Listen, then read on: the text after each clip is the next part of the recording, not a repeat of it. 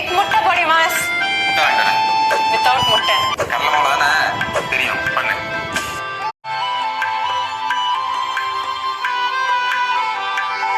நேரம் இருந்தாதா என்ன, இன்னும் கொஞ்சம் நேரம் இருந்தாதா என்ன,